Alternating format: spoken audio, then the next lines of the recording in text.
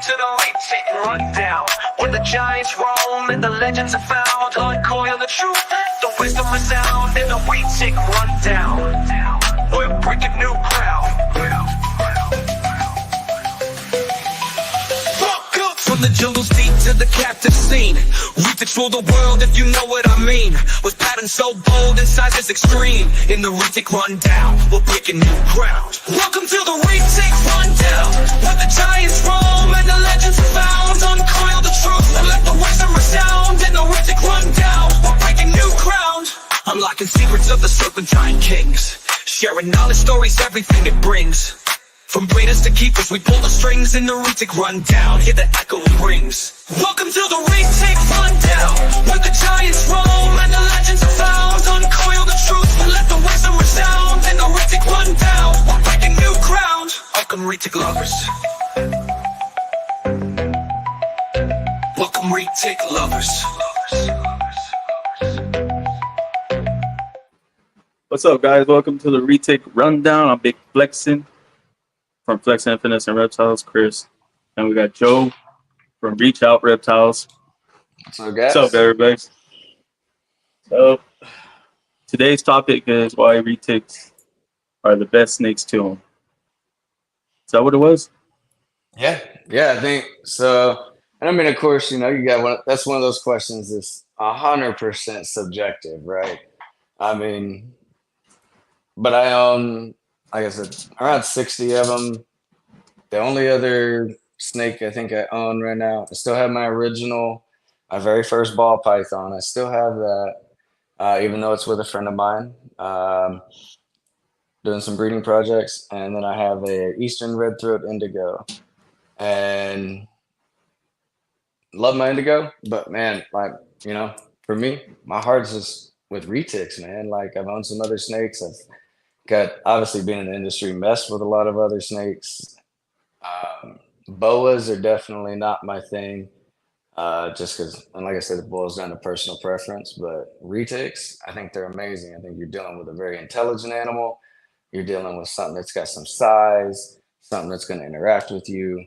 They get a variety of colors that they come in.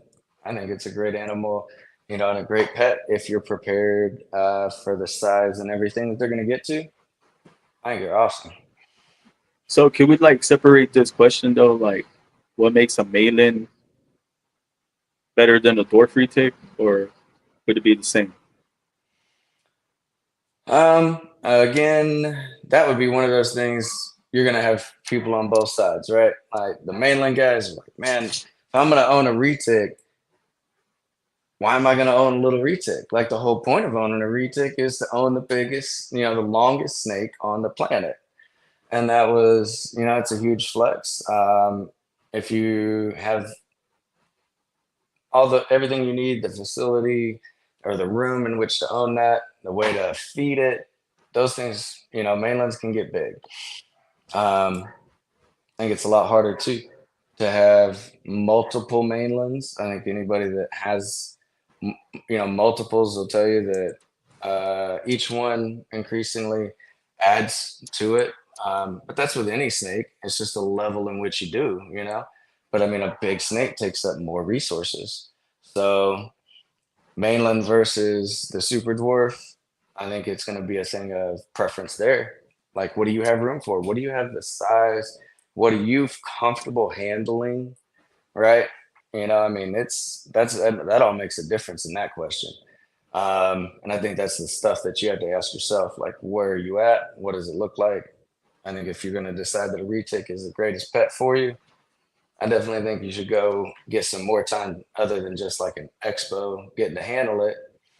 Because, I mean, let's think about it. If you go to an expo, right, even if it's a mainland, what do we all bring into the expos? There's a lot of people there, right? Yeah. We're bringing the snake that we trust the most to have the best interactions in a very stressful environment. An expo is an extremely stressful environment for reptiles, right? Tons of people, tons of moving, tons of people just always wanting to touch the snake and everything else. They get wore out. So, and very easily, when you're talking about a mainland retic that's at an expo that's out and about, or even a dwarf or a super dwarf. I mean, I have them out at Tinley. You really have to paying attention to that snake because there's just so many variables going on around you, right? So I definitely think if you're gonna try and consider a retic as a pet, and you've never ever interacted one, I think it's smart to try and do that more than just in an expo, more than just a baby. Get an idea of what that adult's going to be like. Feel that size, that strength, because it's a lot. So I agree. when you I talk definitely about agree. a mainland, I got a great example. I've got a mainland pied downstairs, for instance, and he's a small mainland. He's 10 feet. Um, and then I've got a 50% super dwarf male down there that's about the same size as him, 10 feet, they're about the same in girth. And but the strength difference in a mainland versus the super dwarf, even at the same size, it's kind of what I tell people. I think the thing is you try and make it relatable, right? So I'm like with mainlands, despite size, I always compare them to like those are your strong men of the world that are out there. You watch those competitions where they're lifting Atlas stones and doing 900-pound deadlifts and stuff. That's the kind of strength those guys, that mainlands have, and so you have to be prepared for that. Even at 10 feet, while that length can be manageable, that strength is serious on both sides, but it's definitely different. I think you get kind of into the dwarfs. That's when I think you're going to go down to more of like your bodybuilder type guys. They definitely got strength, but it's not that strength the same as like those strong men.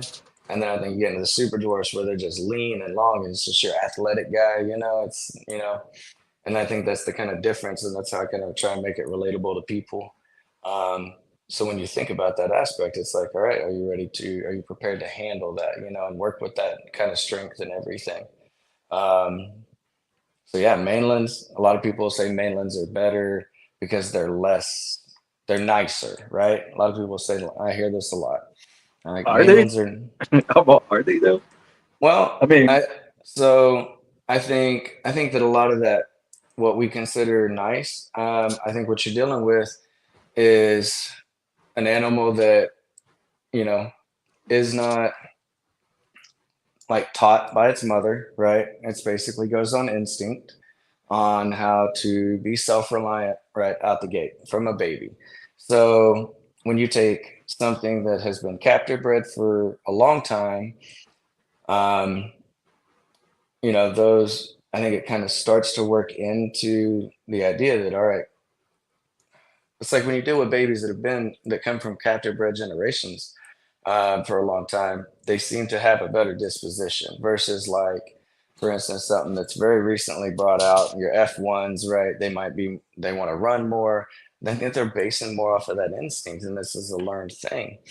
Um, so when you look at that aspect of it, a lot of those mainlands have been in captivity a lot longer, um, and to where they are actually going to have that nicer disposition.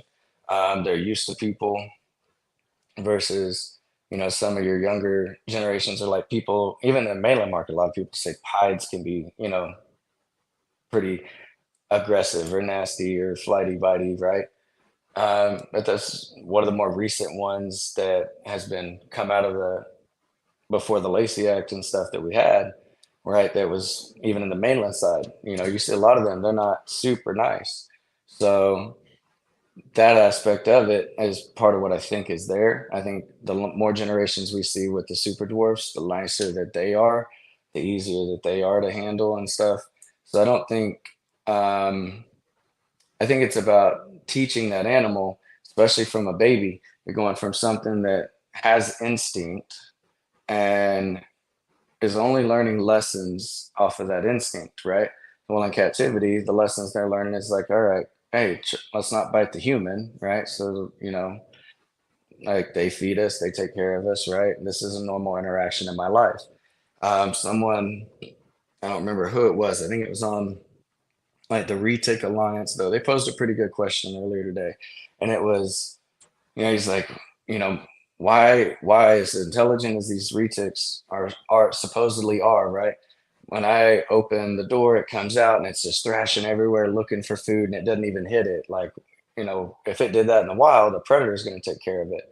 So I sat there, I thought about it, and it's like, okay, well, if you're right, and it's that first, you know, time that it strikes out all crazy, and a predator either almost gets a hold of it or gets a hold of it and it gets away.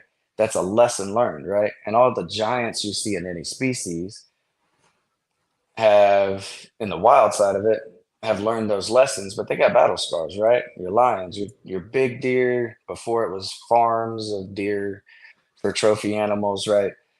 Your big retics that we find in the wild, like every one of those animals has scars, and those are lessons learned, right? So and here they're not learning that same type lesson; they're learning different lessons. And if they're just looking for food, boom, right? Like that was the answer to his question. I think me, I get off on a tangent, but to circle it back around, that's going to be the thing that is going to be that difference, or why people I think are saying that is because I think it's about generations into captive breeding that allows them to start to kind of internally learn those lessons. I think that get passed on in a way. Of course, this is all theory and it may be totally BS, but that's kind of my thought process that I see over, you know, as they progress and you're growing up, even snakes, and now they're having babies. It's like that next generation just seems to do a little bit different. So you got years and years of captive bred mainlands that offer that. And it's a little bit less on the super dwarf side, but I think you're starting to see that catch up there. So I don't know that one is necessarily nicer than the other, but I definitely hear that. Usually at least once a week. So I feel like, oh, you know what? Hold on. Before we go on any further, bro, let me shout out the chat. What's up, bro? What's up, Jason? Jason Phelps, Jay Lunsford, Jason Fu. EA Snakes. What's up, Eric? Tactical Impact, Jordan. What's up, Jordan? Arvin, Big How's Mike, that? of course. Wiz. What's up, Wiz? Big Will. What's up, guys? Daniel. Just give y'all some shout out. More Forge. What's up, everybody?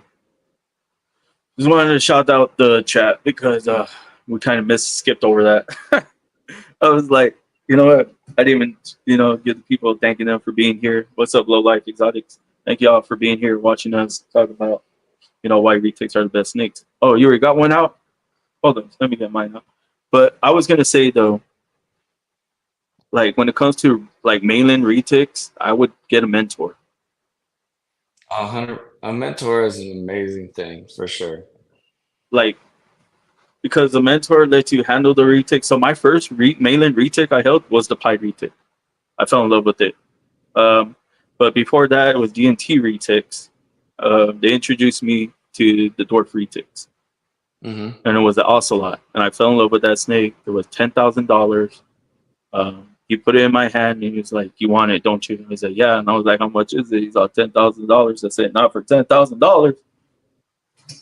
But I mean, we laughed, of course, and then eventually I got my first dwarf retic. But then I Nice. wanted a mainland, and I met T5 Boas, who had the mainland pied retic. Went over to his house. He let me mess with it. Then met Lucas, and Lucas had mainlands and dwarf retic.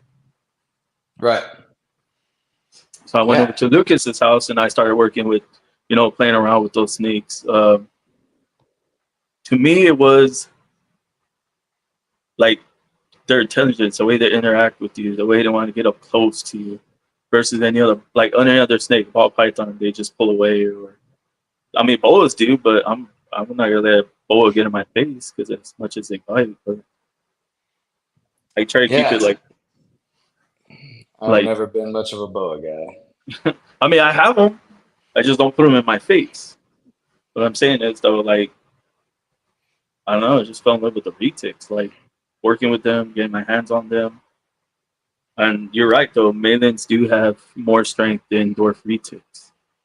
Malin will throw your ass around compared to a dwarf retic. Because I have a 10-foot Malin right now, and he's chill as hell, like head tamed everything. and of course I got him from Jeremy from Brassman Reptiles. But that dude is chill as hell. I can take him out, but as soon as I open the tub, he strikes out the tub. But I mean, that's any retic though. He's food drip. Right. So, but Oh yeah. I mean, and that's one of them. Yeah, it's one of them lessons. You learn it, and it's the thing. The thing that you have to be prepared for is like not when that 10-footer is being calm and chill, right? It is when they decide not to be calm and chill, and how are you going to react, and are you able to deal with that? So, how much here's a question, Joe. is at play? Spicy retic is less likely to be kept and bred long term. So I've definitely talked with other breeders about this before, and I've seen yeah, I've seen both sides of the equation. I've seen, guys that have said that, oh man, this one doesn't like me, doesn't like anything, likes food, gorgeous, but makes great babies, and the babies are calm. I've seen both, then also the very opposite, like the parents are calm. I think that what you're dealing with more than anything, kind of like in people, man, I think that you're just dealing with the individual snake's personality. Um, and then I think along with that personality, I think it's about what are you teaching that snake, right? Like, how are you interacting with it? If you never get that snake out, if you are always so afraid to get bit from the time that they're this big, and you never interact with it when it gets huge, guess what? It's not going to want to get interacted with. Like, it's just going off that instinct. You haven't taught it anything different. So I think that that's where it is important, and it's about calming yourself, calming so that you come across calm. That's going to be the key. Um, I do think though that if you bred a one that was particularly nasty, you notice the babies are nasty, I might give it one more breeding to see if there were two instances where it backs to back that. But after that, if I knew that there was just going to breed a nasty uh, demeanor into a snake, if that proved out to be the case, then I probably would not breed that snake again, because that's not the type of snake that you want. That's going out into the industry. If they already have a nasty demeanor, you're going to be selling most of the people that are buying up snakes. You got to look at it as the majority of them are not experienced enough to deal with a snake that's going to be like that out the gate. So when dealing with localities, say you have a 50% Kalatoa, what would they more than likely be using for the rest of the percentage? So, all right, so Python portal, right? Well, this is based on industry standard, right? Is if there is not a locality percentage listed, then it's known fact that the rest is mainland.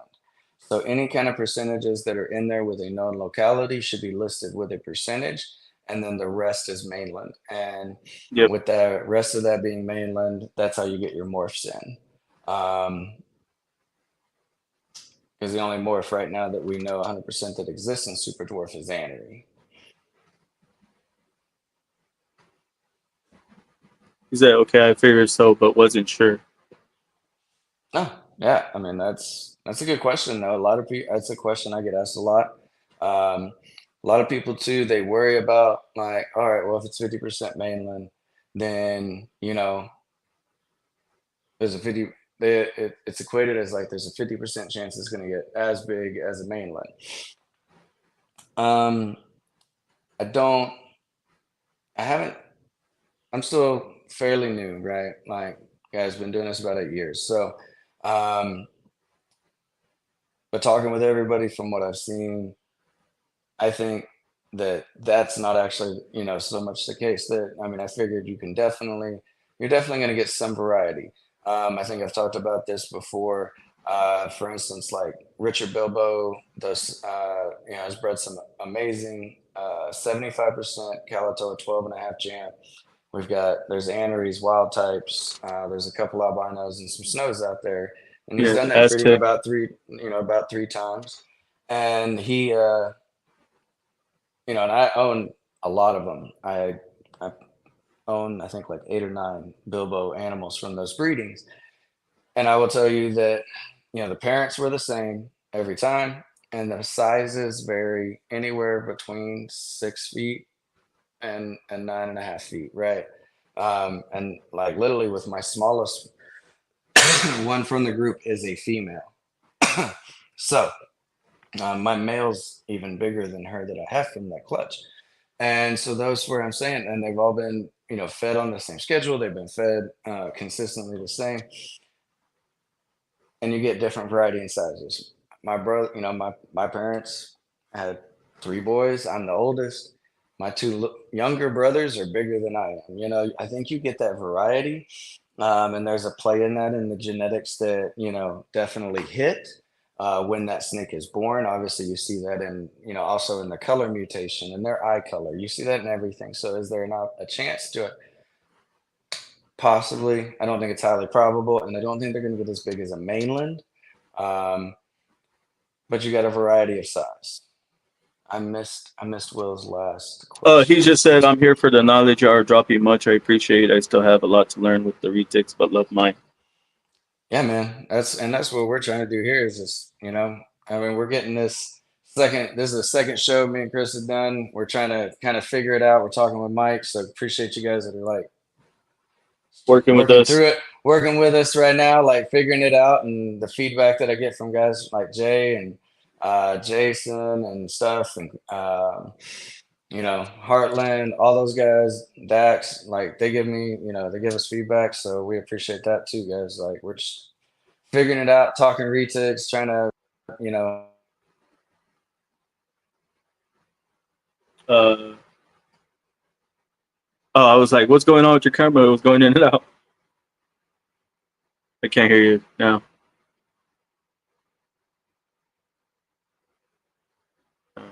Can't hear you. Oh, we're having technical difficulties, guys. Give us a second.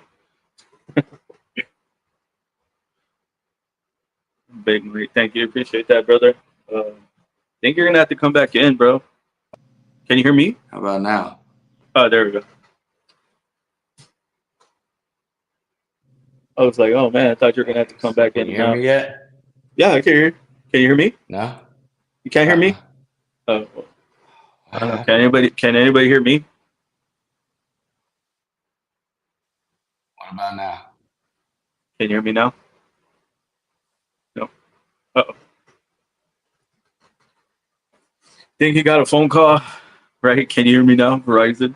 All right. DNT says they can hear me. They can't. Can y'all hear Joe? They're saying they hear us, but I don't Oh, they hear hear both of you us. anymore. Yeah. That's so weird. But you can't hear me? Go back out. I'm gonna bounce out and see if I come back in. Well, it looks like I'm by myself, guys. Retics are just the best. Like, why would you not want one? Let somebody put a retic in your hand. Look at this. Chill. Chill. Very head tame. See? She's head tame. Might have to leave and come back. Yeah, he left. He's coming back. I was actually going to ask him another question, but see what his thoughts are. But yeah, Chris on the ice. Yeah, I'm just talking about this retic right here. It's my female dwarf retic. I remember when I got her, she was a baby. She had a big little lump on her head because she would rub the tub. She's a year and a half. She's not big. Definitely not big. I want to say a year and a half. Oh, Mike's back. Joe's back. Can you hear me now? I can hear now. I don't know what happened. I had to get out and go back in. My bad. But No, I got 3, Jason. I got 3. I got this one. This is a girl. I have a male, which is a platinum anuary, and then I got a 10-foot Malin male, which is albino platinum anuary. I want to say no. God, it's a lot. Hold on.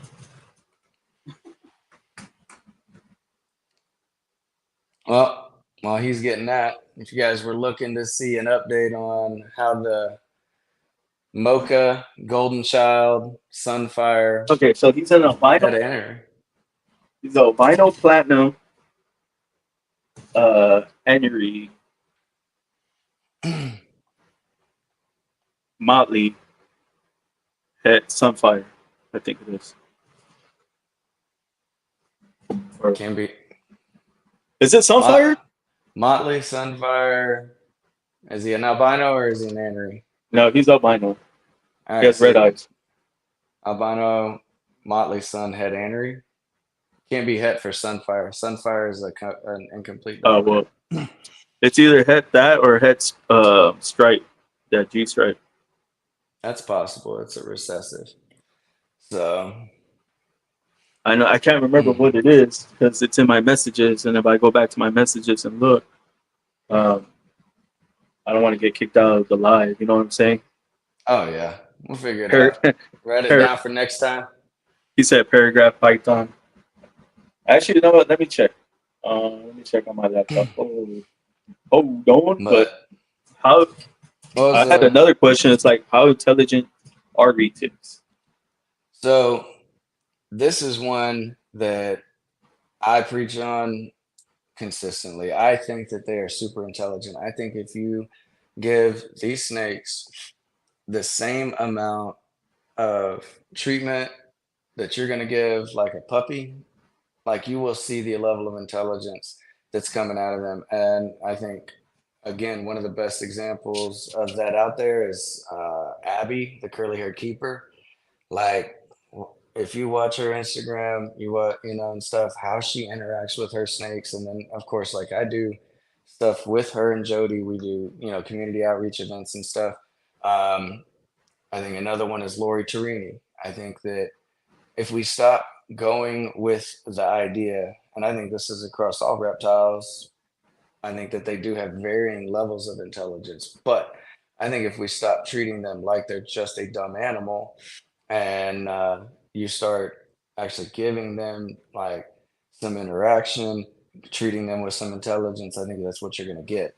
It is, one of those things. I've said it before. I love, taking in those retics that are kind of nasty and working with them, and it takes time and it takes understanding. But then it's about building that relationship, and it's about understanding that that snake is smart, but you're literally reprogramming how that snake acts and showing them that we're not a threat, and that every time the door opens, you're not getting food. Um, the level of intelligence is there. I don't think that they're going to sit there and go through mazes like mice, but and pick the right door for food. But who knows? Maybe we're wrong in that, and maybe they would. But I definitely think that if you work on how you interact with them, the more positive outreach and the more intelligence, the more love you show them being the unlovables, I think that the more that you get a retic that wants to sit here and not run away from you, just wants to sit here and interact with me and hang out, you know? I think That's it's dope. really, I'm like, that's dope. I mean, Abby, yeah, man. Abby has it down to a T. She has it to a science. yeah, I mean, well, she just did something amazing when she let Stella maternally incubate, but then was able to film and show everybody that, where historically anyone else that films a mother on eggs is showing a mom that is like, do not come near me, right? What do we do, right? Like, no, that's the perception that everybody has. Abby did a great job of showing that doesn't have to be the perception, because obviously if you have the trust of your animal, they will let you around their eggs. Yeah, 100%. they won't come back and bite you like what is it, Jay does? Like how he shows everybody. I mean, but that's also a difference. Do you think that, looking at his facility, do you think everything gets, interacted with all that often, right? And there's a difference there. Abby, like for instance, she keeps much less animals.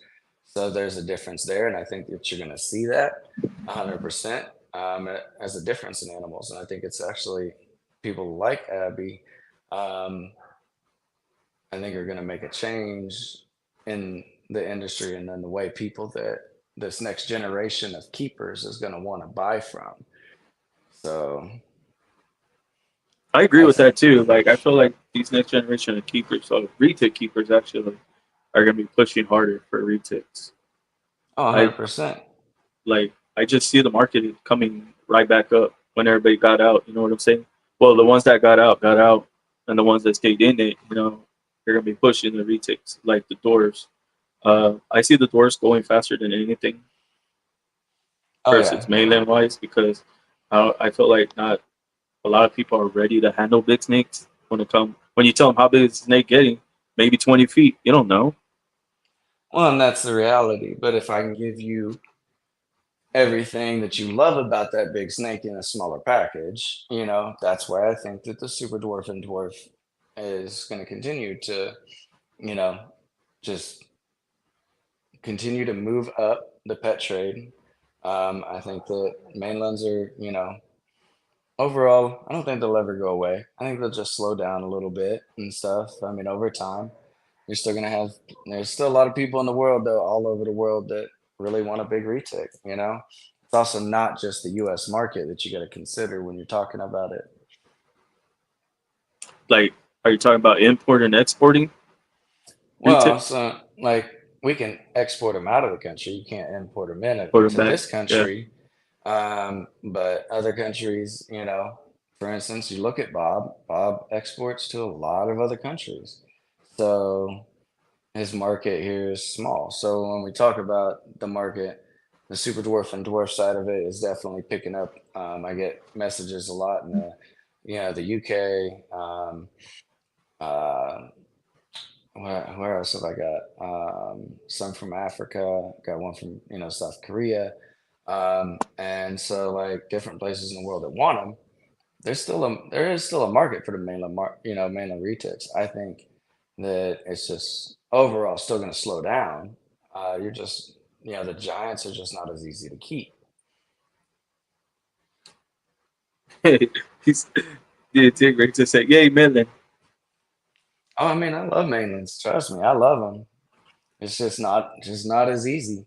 I mean, you look at the guys that are really keeping them well, like guys like Weston and stuff like that. That he puts it out there. Look at it, but look at the size of the shop that he has to have. Look at the size. That's what I'm saying is, But not only that, he that uses them for schools too, for like show and tells, and like he goes to schools and teaches people about retics, about the 100%, mainlands.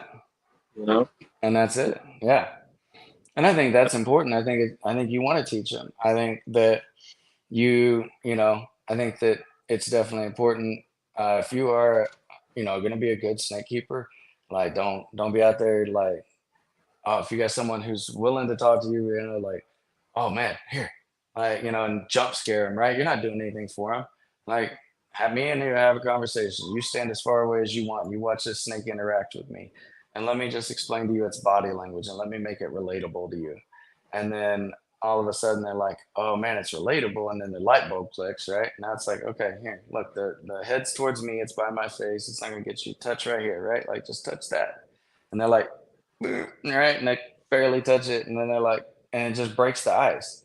That's more of what we need, and that's also going to help so that they're not killing wild snakes, and in your backyard. You want to help that. So it's all about education. I think Weston does a great job at that, but he I does agree. it on a mainland, with mainlands, and he keeps them well.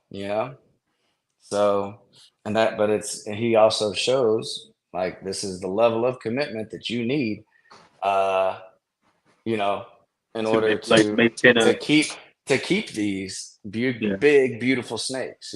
So I that's was one gonna of those say in order things. to keep like and maintain a snake like that, Hmm. I think like I guess when they do that, I guess they also talk about proper enclosure. Like I don't like I'm not sure. Yeah, I mean, all that stuff plays into it, right? Proper size enclosure. I mean, commercially, what 8 feet? 8 feet's a lot of space in a house, right? 8 feet is a lot of space in a house. So, and you're talking 8 feet, it's probably going to be 3 feet deep and at least 2 feet high at a minimum. You know, that's a small, but how big of a snake are you going to put in there that where that snake's actually, you know, getting what it needs, right? So, even at that size, I mean, that's, you know, putting in a 10, maybe a 12 footer into an 8 foot that, you know, gives them enough space to actually move around, along with getting them out, interaction, exercise, stuff like that. So it's a lot to give up. Plus, now you're also talking about like it's not easy to source food items for a snake that gets that big. Like how many average people do you know that can just go out and be like, all right, I need to get a 20-pound pig for my 200-pound retic? I mean, the people that own them, we find them, but it's not as easy versus like this guy's an adult. Hey man, order jumbo rats off of any of these dozen people online and they're delivered to your door, right? Makes it super easy. So you got to look at the whole picture. It's not, and the other side of it that people really get caught up on is they're like, okay, well I can buy this retic. Let's just go with normals, right? Retic normal for $50, and yours over here is $450. Why should I buy this one? Well, like, and that's where you have to be able to explain that difference and make sure that they're prepared. Make sure they're doing the research. Make sure that you're asking them questions. A lot of them snakes, man, I just feel like they end up in bad areas, or a lot of them too. You gotta look. A lot of them don't make it to adulthood due to poor husbandry, stuff like that. That's all the stuff we're trying to avoid. At least I am. I really want to put snakes into good homes that are gonna love them. You know. I know this is not a question on like. I don't feel like this is part of the topic, but I do have a question about, or I want to know your thoughts on this. It's like when retics or retic owners, or you know, are trying to get out of the hobby. Like, what do they do with all those retics? So that's Like, let's just say he has 150 retics. Where's those retics going? I mean, if you got stuff that you're obviously going to try and sell it, you know. I mean, but if you're talking about 150 adult retics, Or it obviously could that, be you like, know, like even with I mean, with babies. anywhere babies to adults, 150 snakes, it's not easy, right? It's a commitment. You got to find somebody that either A, you know, wants to have a commitment like that. The problem is usually with people that have 150 retics, or when they start to hit a certain number, it's not. It usually starts to become the retics that aren't as easy to sell. Why? Because they went and they cherry picked, or they paid more, right? And they have a value. Now you're talking about like, okay, do I just like give it all away? Who do I put it? Whose hands do I put it in? Who do I trust? Who's going to carry on this project? Right? It's not easy. You know, you start to talk to other breeders, but man, every other breeder's got, you know, what they're doing. Um, so unless it's t-shirts, Dax, you'll sell a t-shirt to anybody. Hold on. But that's what you're looking at. Like, oh, where'd he go? Anyway, um,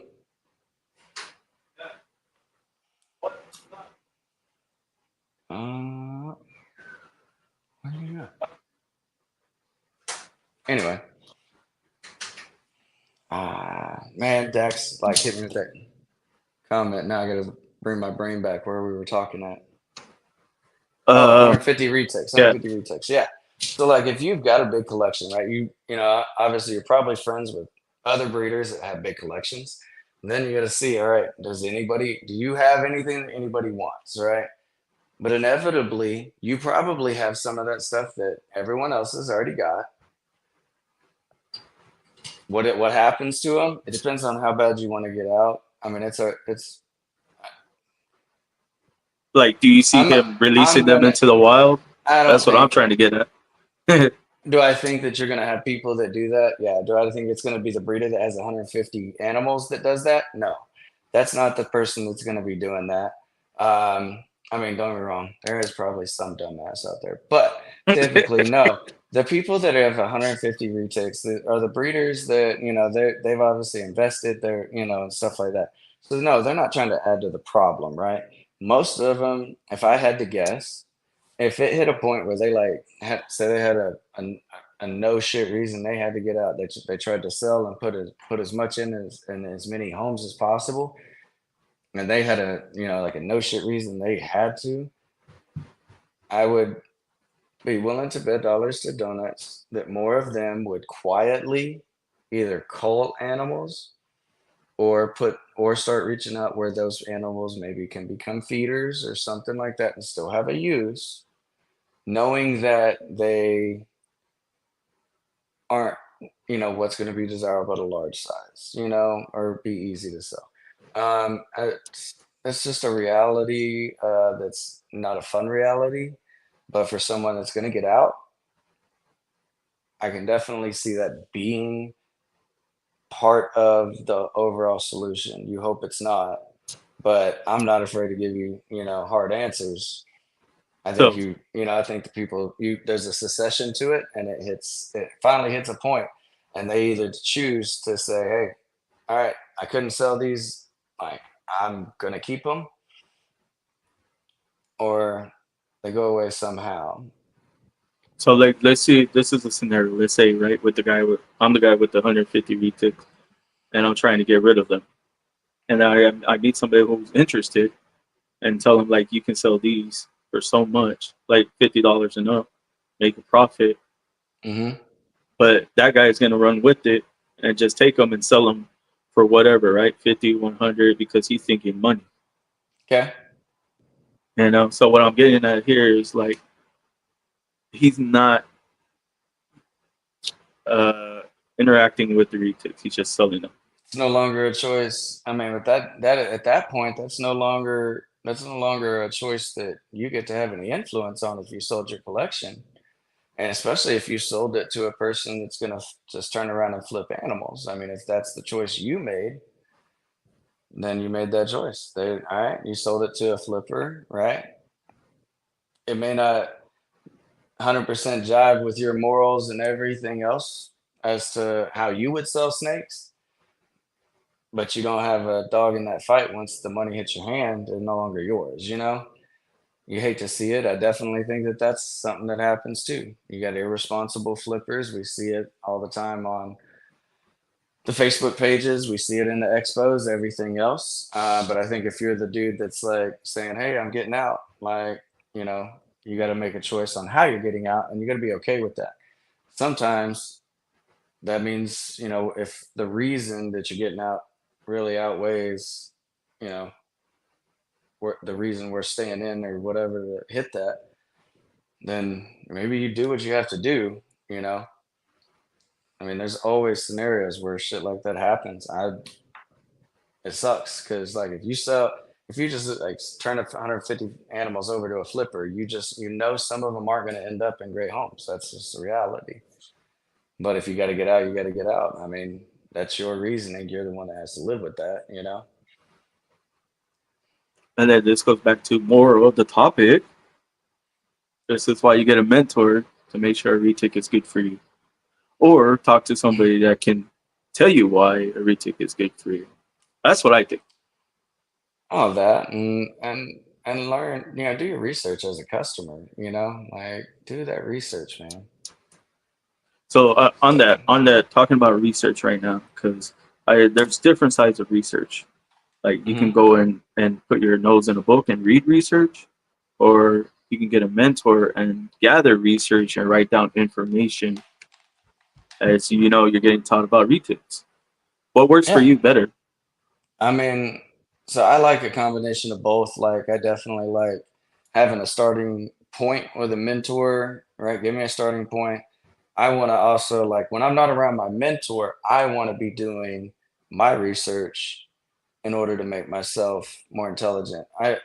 I'm of the mindset and the volition that not everything has to be spoon fed to me, right? And if you if you get a mentor, if you have somebody that agrees to be your mentor, you really need to understand that that person is they're giving up time for you. They see a promise in you, obviously, because they're giving up time.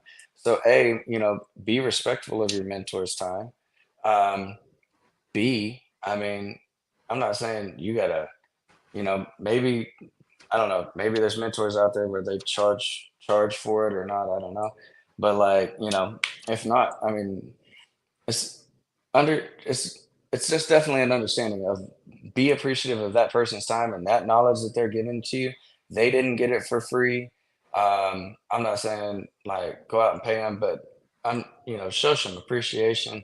Really, for me, it's like if you come back to me a week later, if I have you over at my place once a week and I'm mentoring you, and you don't come with any new questions, any new knowledge, right? Anything that shows me that you're hungry, then why am I wasting my time, right? You expect everything to be spoon fed to you, and that's not me. So I'm not the mentor for you. And a lot of people that work with these animals have a lot of that same mentality. So be See, prepared like, for that. so like when I was with Lucas and I talked to somebody else, I can't remember who, but they gave me some information like Jempea or Kalatoa localities, Muda, Kaliwadi are all SD localities, stuff like that. So I write that shit down. And then they tell me anytime you mix localities with the mainland, it's no longer pure. Correct. Yeah, you can't ever, once you get away from 100%, you can, I don't care how many times you breed it back to 99 point whatever percentage. And I mean, it's never going to be a pure again. Okay. So once you cross it out, it's never going to be a pure again. That's 100% the deal. Um, you can shoot to get them as high a percentage as you want, but a pure is a pure and a non-pure is a non-pure. And then like there was another one too. I wrote down to get the percentage, you would take a total of locality and divide it by 2. Right. So everybody really finds localities kind of confusing, but it's actually pretty simple. Um, it is. But it's taking the same localities, right? So you take Kalatoa. If you're like, say you're doing a pairing, you want to know what the babies are going to be, right? Mom's 50, dad's 50, right? Kalatoa. Cool. You got it. 50 plus 50 is 100. Divide by 2. That makes it easy. It's 50, right? All the babies are 50 Kalatoa. Now let's say you've got some Jamp in there on one parent, right? Mm-hmm. One parent's got Jampea in it, the other one doesn't. It's 18.75% Jamp, right?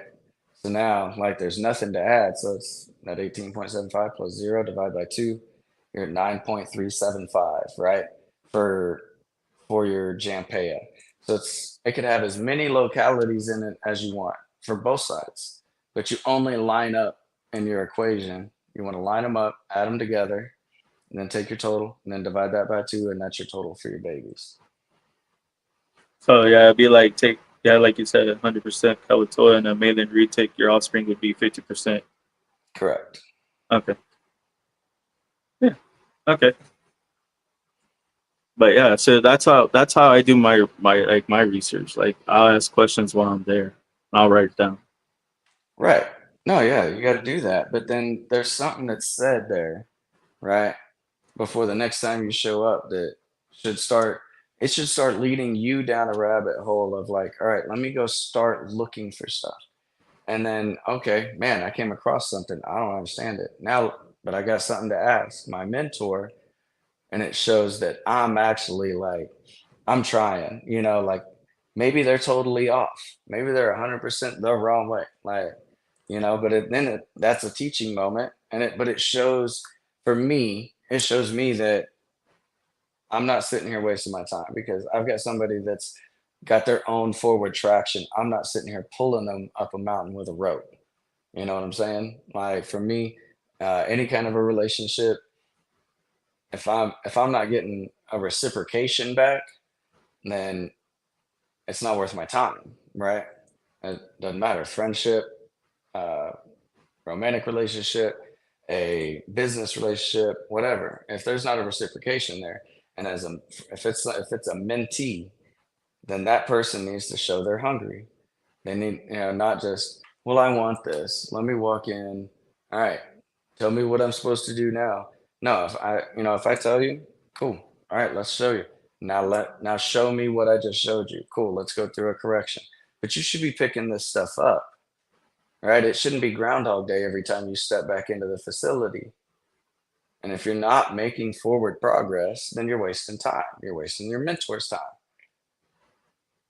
That's something I see a lot, especially like in the younger generation. There's no drive to like actually go out find any information. Everything just needs to be spoon fed through them through a fucking screen. I agree with you. That you're like you're hitting the truth right now because everything's spoon fed to these kids now. I'm like, Right, man, what was that back in the day? Because back in the day, I had to work for that shit. right. You know, and I mean, Garrett, he was my mentor, and stuff through a lot of this when I first started. You know what I had to do? I had to commit. I had to make time, with him. I had to commit to my time off, drive 2.5 hours up to come up, work with Retics, right? Like, then drive 2.5 hours back home. Because at the time, that's what I had. But that's how hungry I was.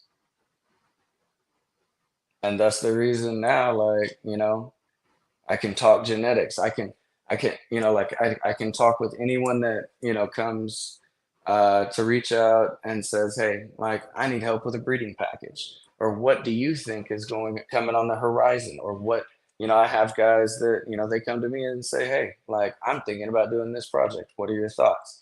What do you know? And I'm honest with everybody. I'll tell them, I'm like, I don't know everything. Here's what I know.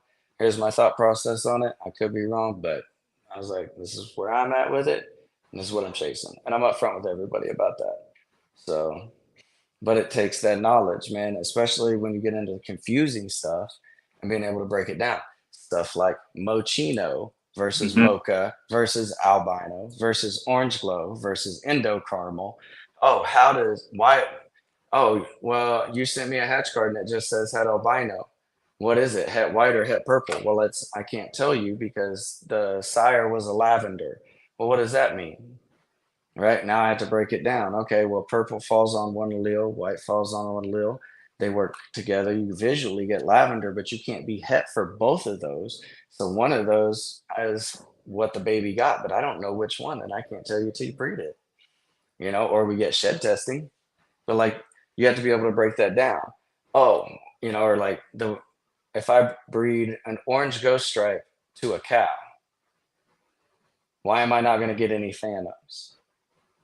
Well, because all of your phantoms work allelically with OGS. So if you're putting an OGS to a visual OGS, right, that would say that if you put a visual OGS to a visual OGS, you get all OGSs. But because you're putting it to a cow who is a visual representation of OGS with that allelic craziness that an incomplete dominant comes in and does with it as phantom, that means you're not going to get any phantoms because you're putting a visual OGS to a visual OGS, but it's hard. Some of those things, like it takes a little bit to learn and wrap your freaking head around and then be able to explain it and put it out there and help people and put together effective breeding programs, or even I if feel it's like just two animals, man, because it's not like every two animals needs to be thrown together. true. That's why I ask you or Mike, like my projects, Yeah. which I would And not say. Because I mean, a lot of, I want to come in with a pal, but like I told you, I'm only gonna do like just one, and see what right. happens. If I can get rid of them, I can get rid of them, and And that's a good way to I'm start. not just gonna get rid of them though. I'm gonna like talk to the people, get to know them, see what their intentions are, because I don't want these guys released in the wild. Like I spent all that time working them, breeding them, and then for my babies to get released in the wild, that just sucks. Right. 100%. Like So, I'm definitely not gonna do that. So that's why I talked to you or Michael, um, which I haven't talked to Michael in a minute since the last time he was like, I forgot about the podcast, but that was it. it happens. But But, I mean, we got like 5 minutes, so back to the moral of the topic is like why would you say it's the best snake ever? like I said, for me, I found just like everybody else that loves retics and said, but I can't house that. I mean, if you go back to one of the old videos that Garrett did when we were loading up my collection to take to Georgia before I went to Korea, he asked the same question. And for me, it was I loved everything about Retics. I just can't. I could at the time I was in the army, man. I couldn't have moved around a bunch of mainlands, you know. And then I now I'm just in love with the size. I love it, and I love that the mission that I'm on in order to be able to get more people, you know, because literally every week I have somebody that comes and they're like, "Man, I love Retics. I never knew about Super Dwarf and Dwarf Retics. Otherwise, I'd have had one a long time ago because if they stay that small, it's everything I love in a smaller package, right? That's what they want. If they get that, then that's the deal. Like I just want to keep shrinking it down, you know. Me, all my buddies out there that are breeding, that's what we want to do. We want to shrink them down, make them manageable. I think their size is one of the best aspects of it. Their intelligence, and then the amount and variety of colors that you can get them in. Oh, and the fact that, and as opposed to a ball python that comes out of the egg really pretty and stays nice for like the first year, and then they all like brown out no matter what color they are. My retics they actually come out of the egg ugly, and then they just get better with time. You know, Agreed. like retics just, I mean, like look at a platinum. You look at a platinum or like a platinum annery, it comes out of the egg. It ain't nothing special. 2 years, that thing is looking like Midas's hand. It is gold. It's awesome. So that variety, that glow up that you get in a retic, you know, everything about it's just amazing. I I I agree with that though. I do feel like as babies they are ugly, but as they get older and they progress, they're freaking gorgeous. Oh yeah. Gorgeous. I Gorgeous. mean, Especially like this albino guy. Hella and gorgeous. ugly is kind of relative term, but I mean, you know, when you look back at baby pictures versus like the Yeah. adult, you're just like, man, your glow up was for real. Bro, so like the what is it? Is it the GS OGS mainlands? Orange Ghost Stripe. Yeah. Yeah. The mainland ones are gorgeous. Oh, so are the super dwarf ones. Well, I I only got, seen the I got a, mainlands. I got a 2-year-old female down there that's just phenomenal. Well, you gotta send me a pic of that, that's for sure. And we gotta post that on the next one. Next Yeah, episode we'll show everybody. yeah, for sure. Take some pictures and throw them up here for you guys. But yeah, I'm not gonna lie. That one's gorgeous. I like the caramel. Is it caramel or caramel? Endo Yes. caramel. Oh man, yeah, the Motley caramels that They said go get her, Aaron Joe. Aaron Metcalf, go get her. Shoot. Oh man, hang on. Let me He's see. gonna go get her. See where Oh she's yeah. at. This would be the highlight reel right here. Highlight reel for sure. But yeah, man, like, I'm gonna say why retics are the best snake. Yeah, they're highly intelligent. You're looking to interact with the snake, retics are snake. I mean, they learn you that you learn them. It's the same. Um, plus there's a lot of, like you said, there's a lot of different localities to learn where they come from. You just gotta dig, research, look up. The babies are not too pretty when they come out of the egg. I'm not gonna say ugly again because that was kind of harsh because they're cute as hell when they come out, but I mean they do get gorgeous when they with age and growth. Where's she So at? Oh, come here, Orla. oh, I thought he was right there. I was like, hey, here Come we go, here. here we go. Come here. I'm trying. She's like total food mode right now. Oh, she's trying to bite you. Yeah. Come on. Are you gonna get out of it? Hey, hey.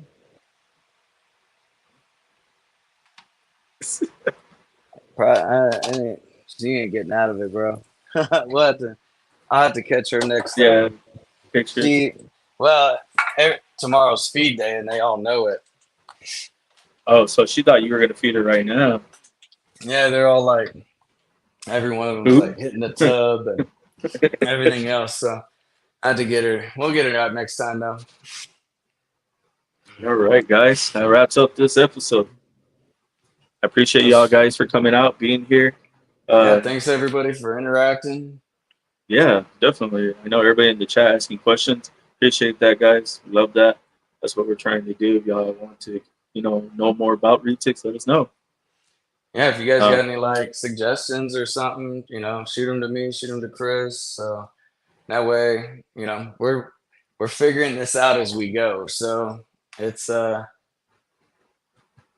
fun though. I mean, I but enjoy it. I like having you here too, man. We click, we talk. I mean, we talk about anything pretty much. So appreciate you, man, for being here as well as a co-host. So Heck yeah. Let's do appreciate it. that. On that note, guys, y'all know what time it is. Y'all have a great night. I'll see y'all. What is it? The other following 2 Tuesday. weeks. 2 weeks. Come on. The other following Tuesday. I can't take off this banner. But other than that, y'all have a good night, guys. We out here. Later. Peace.